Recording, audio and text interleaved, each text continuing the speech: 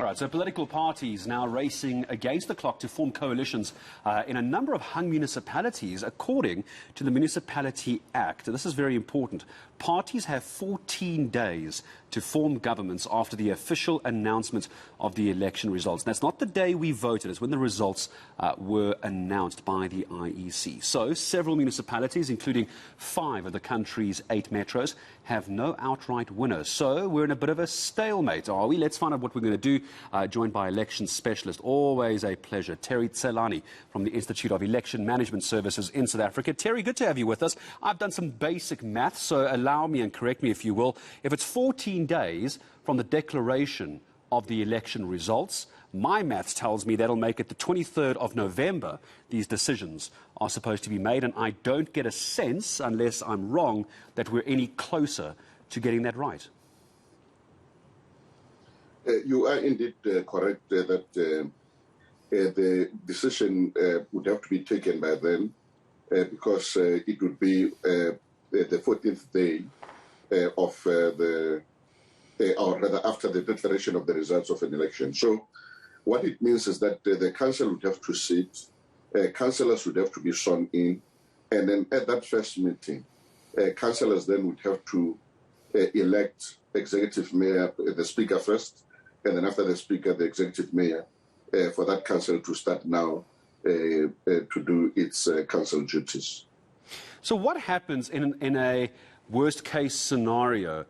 Terry, I saw that the ANC, there were calls for a rerun of the elections. Is that even a possibility? Could we imagine that possibility? Yes, it is possible. Firstly, the MEC would have to dissolve that council that would have been constituted in terms of Section 139, largely on the basis that it has become dysfunctional. And then from there, the elections would have to be called within 90 days after the dissolution of the council. But, you know, just to caution the political parties here, a by-election cannot actually be a solution to this kind of a problem because there is no guarantee that by-election will not produce or yield the same results again. So the political parties and leaders would have to find other mechanisms through which they can be able to deal with this particular aspect. That's why I've been advocating for regulation of this kind of arrangements. And what would that regulation look like?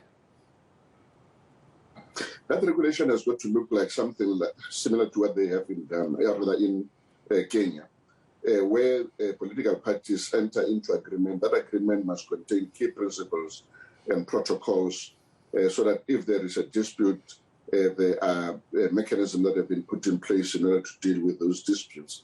And they deposit that agreement with the Office of Registrar. And if there is any dispute, the registrar, in other words, the political parties then are accountable to the registrar in terms of the implementation of that agreement. Now, in the case of South Africa, we've got a structure such as CCMA, which has been regulating the arrangement between labor and business and government. And I think that a structure similar to CCMA must be established in order to be able to deal with those kind of difficulties and challenges. Let's, for a moment, Mr. Tselane, just focus on the council level, the municipality level, if you will. I'm sure many viewers are aware of the issues that we saw down in KZN in Umgeni. This was on the 12th. I think this was last week, Friday, where we had was the newly elected Umgeni municipality mayor-elect Chris Pappas, the Democratic Alliance and the EFF walking out of that meeting because one of the councillors was later sworn in that day after they approached a local magistrate. I understand the problem was that the person residing over the meeting, it was Municipal Manager Tembeka Tebane, returning to work and allegedly attempted to preside over the meeting. And this is going to start causing problems at a municipal level, isn't it? Because, yes, we all voted, but we're still carrying problems through from before the 1st of November. Absolutely. I think what this thing requires really is a maturity of political parties and political leaders so that they understand that eventually they are accountable to the constituencies that elected them. And now, if a municipal council is unable to meet and or is unable to be constituted, then it means it cannot be able to carry out its responsibilities, and that will naturally affect service delivery in that municipality, and to the disappointment of people who have actually participated in these elections and then made sure that they have got the kind of the results that they have. This is what I've been saying, that unfortunately public representatives are discrediting a democratic order, and then they must not be surprised when increasingly people begin to resort to informal measures to try to make their point, because formal processes are not really yielding the kind of the results that they thought they would actually get.